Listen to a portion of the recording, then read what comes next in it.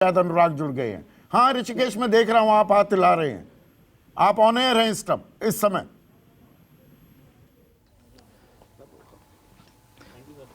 बिल्कुल संदीप जी, देखिए इंतजार कर रहे थे हम लोग, और जिस जगह पर मैं मौजूद हूं वो समीरपुर गांव है, पूर्व मुख्यमंत्री का गांव है। और ये तस्वीर आप देख लीजिए, कहा जाता है कि जो नीचे का हिमाचल है वो गढ़ रहा था और सत्ता का केंद्र रहा था। 2 बार मुख्यमंत्री रहे प्रदेश के अनुराग ठाकुर, केंद्रीय सूचना प्रसारण मंत्री हैं। सर, पहला सवाल यही लोग पूछ रहे हैं कि क्या इस बार नज़दीक लड़ाई है, क्योंकि रिवाज बदलने का नारा आप लोग दे रहे हैं, कांग्रेस करे कि राज बदल देंगे। हर चुनाव लड़ाई होता है, लेकिन लड़ाई मुद्दों पर होती है, उपलब्धियों पर होती है, नीतियों पर होती है। और कांग्रेस के पास तो ना नेता है, ना नीति है, ना नीयत है। झूठे वायदे करके सत्ता में आने की काम करते, फिर नोट बटोरने का काम करते हैं। भारतीय जनता पार्टी ने पिछले 5 वर्षों में शानदार काम किया, सरकार चलाई, और जयराम जी ने प्रदेश का चहुमुखी विकास किया है। केंद्र से मोदी जी ने हिमाचल प्रदेश को दिल खोलकर बड़े बड़े प्रोजेक्ट भी दिए और पूरी सहायता करने का काम किया है। सर, जिस मुद्दे को लेकर आप लोग बात कर रहे थे, आप कह रहे थे, प्रधानमंत्री कह रहे थे, उसी मुद्दे पर कांग्रेस लगातार आपको इस चुनाव में गिर रही है। ओल्ड पेंशन स्कीम, जहाँ जहाँ हम लोग जा रहे थे उसके पोस्टर लगे हुए थे आपके मुकाबले में। भ्रष्टाचार को लेकर के आप लोग बार बार कह रहे हैं कि टॉलरेंस है, लेकिन महंगाई और बेरोजगारी पर यहाँ लोग सवाल उठा रहे हैं। और कहा जा रहा है कि ये ट्रम्प कार्ड होगा, और बीजेपी उससे काफ़ी परेशान दिख रही है मुद्दों को लेकर के, इशूज़ को लेकर के हिमाचल में। देखिए, शायद जानकारी का अभाव होगा, इसलिए आप ये कह रहे हैं। ओल्ड पेंशन स्कीम कांग्रेस की केंद्र और प्रदेश की सरकारों ने 2004 में वापस की। कांग्रेस 10 साल सत्ता में रही, केंद्र में भी और प्रदेश में भी। इन्होंने कभी उसको वापस लागू नहीं किया। कांग्रेस ने न्यू पेंशन स्कीम लेकर आए, हालांकि उसमें भारतीय जनता पार्टी ने 10% से बढ़ाकर 14% उसकी रिटर्न को किया है। ये अपने आप में दिखता है कि भारतीय जनता पार्टी ने तो कर्मचारियों के पक्ष में ही काम किया। और जहाँ तक महंगाई की बात है, कांग्रेस की जब सरकार थी यूपीए की 2013-14 में 14% महंगाई थी जी। दुनिया में कहीं युद्ध नहीं था, कहीं कोविड नहीं था, उसके बावजूद। लेकिन अब जब यहाँ पर भारतीय जनता पार्टी की सरकार है, महंगाई दर 6% है। कम किया है, ज़्यादा नहीं किया है। लेकिन सर, आप कह रहे हैं कि आपके समर्थन में है इशूज 22, लेकिन 22 उम्मीदवार बीजेपी के खिलाफ है। और ये लगातार हमारे सहयोगी वरिष्ठ हैं संदीप जी, वो भी ये सवाल पूछ रहे हैं कि 22 जो अनुशासित पार्टी रही, उसके 22 उम्मीदवार वो बागी होकर चुनाव लड़ रहे हैं। हमीरपुर जो सदर की सीट है, वहाँ आशीष शर्मा, कहा जाता है बैकग्राउंड बीजेपी का है, वो आपके लिए कांग्रेस पार्टी से हैं, जो उनके ससुर कांग्रेस के जिलाध्यक्ष हैं, वो स्वयं कांग्रेस ज्वाइन की। आप हमारे खाते में कैसे डालेंगे जी? तो बागी आपके लिए मुश्किल नहीं है जो? नहीं, आप जिसका उदाहरण दे रहे हो कांग्रेस के हैं, कांग्रेस का पटका पहनते, ससुर उनके कांग्रेस के हैं। आप हमारे खाते में क्यों डालते जा रहे हैं? ये भी सवाल पूछा जा रहा है अनुराग जी की सेव को लेकर, जो बागवानी है आपके घोषणा पत्रों में वो रहा, और लगातार हमारे सहयोगी इस सवाल को पूछ रहे थे, पूर्व मुख्यमंत्री से भी वो सवाल पूछ रहे थे कि कश्मीर के सेव के मुकाबले आखिर क्या वजह रही कि किन्नौर का सेव की तासीर कम गई, सौतेला व्यवहार हो रहा है। हिमाचल के सेब का कोई मुकाबला नहीं है जी। हिमाचल का सेब स्वादिष्ट भी है और साइज़ भी अच्छा है, और हिमाचल के सेब की डिमांड भी बहुत है। केवल ट्रांसपोर्टेशन की जो कॉस्ट आती है, हमने तो इंपोर्ट का भी जो रेट है वो सबसे ज़्यादा अगर सेबों पर किया तो भारतीय जनता पार्टी की सरकार ने किया। और दूसरी बात मैं आपसे कहूँ, जो जीएसटी सारे राज्य इकट्ठे मिलकर तय करते हैं, 18% पैकेजिंग पर है। हमने उस पर भी कहा कि 6% इंटरेस्ट सबवेंशन हम देंगे, किसानों को 12% ही पड़ेगा। एक बार अपना वोट कास्ट किया हुआ अगर हमारे दर्शकों को दिखा पाए। संदीप सर, अगर आपका कोई सवाल है तो पूछें। हाँ, अगर आप लगा सकें, ये पीस लगा दीजिए अनुराग, अगर उसके लिए तैयार हैं तो मैं 2-3 सवाल पूछना चाहूंगा।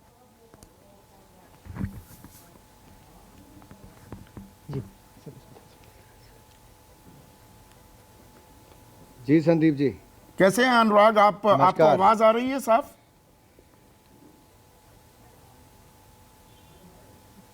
जी संदीप, आपकी आवाज आ रही है बिल्कुल।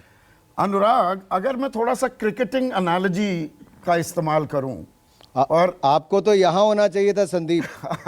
मैं नहीं होकर आया, हिमाचल होना चाहिए था। आप क्या कर रहे हैं स्टूडियो में? अरे देवभूमि है ऐसी। ये देखिए, पीछे इतने सुंदर धौलाधार के पहाड़ दिख रहे हैं, बिल्कुल सफेद घना जंगल पीछे दिख रहा है। हाँ, आप बहुत कुछ मिस कर रहे हैं। नहीं अनुराग, मैं होकर आया और इतनी खूबसूरत, आपको मैं निमंत्रण दे रहा हूँ अपने घर आने का, अपने गाँव में आने का।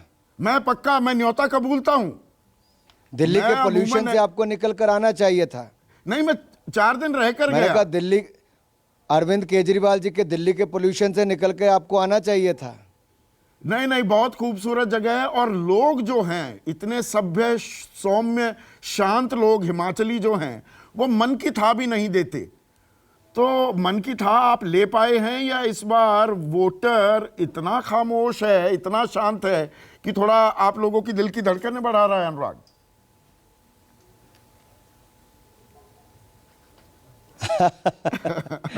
जब काम अच्छा किया तो दिल की धड़कनें बढ़ती नहीं, चेहरे पे मुस्कुराहट ही आती है। हम तो अपनी उपलब्धियों को लेकर संदीप जी जनता के बीच में गए हैं। सुशासन, विकास, गरीब कल्याण, भ्रष्टाचार मुक्त शासन दिया, विकास के नए आयाम स्थापित किए और गरीबों के कल्याण के लिए बहुत सारी योजनाएं चलाई। और इन्हीं मुद्दों को लेकर हम जनता के बीच में भी हैं और मुझे विश्वास है जनता फिर एक बार जयराम जी को अवसर देगी भारतीय जनता पार्टी की सरकार बनाने के लिए। मैं क्रिकेटिंग जो एनालॉजी ड्रॉ करना चाह रहा था, पिच थोड़ी सी क्वेयर करती है क्या? सरकारी कर्मचारियों की तादाद अच्छी खासी है।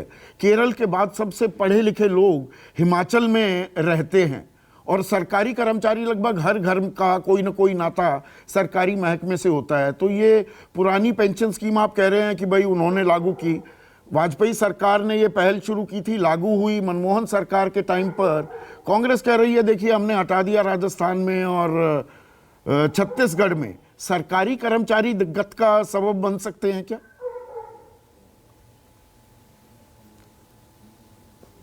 कांग्रेस से ज़्यादा झूठ बोलने वाले अरविंद केजरीवाल जी की पार्टी तो है, लेकिन अगर मैं कांग्रेस का रिकॉर्ड आपको बताऊं तो 2003 में इन्होंने कहा था कि हर घर से एक व्यक्ति को सरकारी नौकरी देंगे, नहीं दिया, 5 साल सत्ता में रहे। 2012 में इन्होंने कहा था कि हम हर घर से एक व्यक्ति को बेरोजगारी भत्ता देंगे या जितने बेरोजगार हैं उनको देंगे, नहीं दिया। किसानों के कर्जे माफ़ करने की बात कही, नहीं किया। कांग्रेस ने तो झूठ बोलकर वोट बटोरा है और सत्ता में आकर नोट बटोरने का काम किया है। अब ये दुर्भाग्य है कि जनता अब इनका असली चेहरा जान चुकी है, इसलिए देश भर में से इनकी सफाई हो चुकी है। राहुल जी को तो देखिए इन्होंने चुनाव प्रचार में नहीं बुलाया। अब ये रणनीति थी या कांग्रेस के अंदर की राजनीति है, ये तो संदीप जी आप अच्छा जानते होंगे। नहीं, राजनीति तो बीजेपी में भी अच्छी खासी हो रही है। अब कहने वाले कहते हैं कि कई गुटों में बट गई है। आपका एक अलग गुट है, जेपी नड्डा का एक अलग गुट है, शांता कुमार तो बिल्कुल अलग हट लिए, वो कांग्रेस के नेताओं से मुलाकात करते पाए जाते हैं।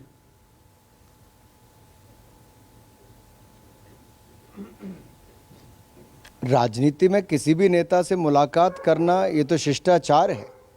आम आदमी से भी करो या नेता से करो, अधिकारी से करो, ये तो शिष्टाचार है। आखिरकार आपको तो अपनी नीतियों पर, अपने कार्यक्रमों पर, आपके जन कल्याणकारी योजनाओं के बल पर चुनाव लड़ने होते हैं।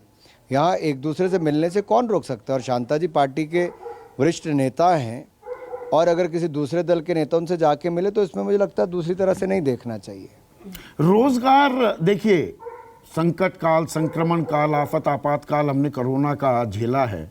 बेरोजगारी उसमें एक बड़ा मुद्दा बनी। सरकार ये जानते हुए और मानते हुए सरकार सारी नौकरियां नहीं दे सकती है, पर पढ़े लिखे हिमाचल में रोजगार की जो दरकार दिखाई दे रही है युवाओं में, क्या आप उसे संभाल पाए हैं या वो दिक्कत होगी? मैं धन्यवादी हूँ संदीप जी, आपने सवाल पूछा है। कांग्रेस शासित राज्य में अगर मैं राजस्थान की बात करूं तो 30% बेरोजगारी है। हिमाचल में उसका चौथा हिस्सा भी नहीं है जी। और हिमाचल प्रदेश में मेडिकल डिवाइस पार्क या फिर बल्क ड्रग पार्क, जिससे 30,000 करोड़ का निवेश आएगा और 40,000 से ज़्यादा लोगों को रोजगार के अवसर होंगे, मोदी सरकार ने दिया है। कांग्रेस ने तो हमारा औद्योगिक पैकेज छीन लिया था जो अटल जी ने 10 साल के लिए दिया था। कांग्रेस ने तो हमारा विशेष राज्य का दर्जा छीन लिया था जो अटल जी ने दिया था। तो कांग्रेस ने तो हिमाचल के हक छीने हैं, देने की तो दूर की बात है। और हमने हिमाचल में रोजगार स्वरोजगार के बहुत सारे अवसर खड़े किए हैं। और टूरिज़्म को लेकर 12,000 करोड़ रुपया हम जो हमारे धार्मिक ऐसे स्थान हैं उनके आसपास आधारभूत ढांचे को और सुदृढ़ करेंगे ताकि ज़्यादा टूरिस्ट और आ सकें, पर्यटन को बढ़ावा भी मिल सके।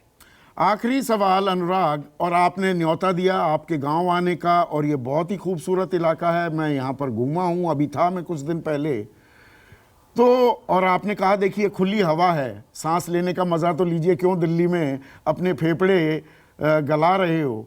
कभी हिमाचल की याद आती है कि हिमाचल की राजनीति में सक्रिय हो जाऊं? केंद्रीय राजनीति में आपके पास अच्छा खासा अहम मंत्रालय है, हिमाचल के ये खूबसूरत पहाड़ बुलाते हैं कभी अनुराग को?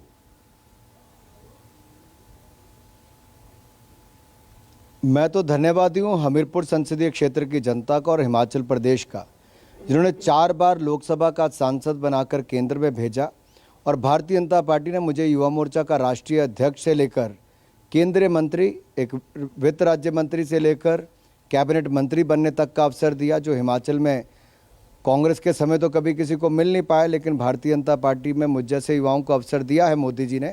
मैं मोदी जी का आभारी हूँ, भारतीय जनता पार्टी का आभारी हूँ कि जिस स्थान पे काम करने का अवसर दिया देश के युवाओं के लिए, खेलों के लिए और सूचना प्रसारण मंत्रालय में, मैं चाहूँगा कि वहाँ पर मैं और अच्छा कर सकूँ अपने देश के लिए। प्रदेश में जयराम जी के जिम्मे है, जयराम जी अच्छी सरकार चलाई है और आगे भी जयराम जी के नेतृत्व में हम सरकार बनाएंगे। नमस्कार, मैं हूं मानक गुप्ता। अगर आपको हमारा ये वीडियो पसंद आया हो तो इसे लाइक और शेयर जरूर करें और हाँ, हमें सब्सक्राइब और फॉलो करना ना भूलें ताकि आप देश और दुनिया की कोई खबर मिस ना करें। तो जुड़े रहिए हमारे साथ और देखते रहिए न्यूज़ 24।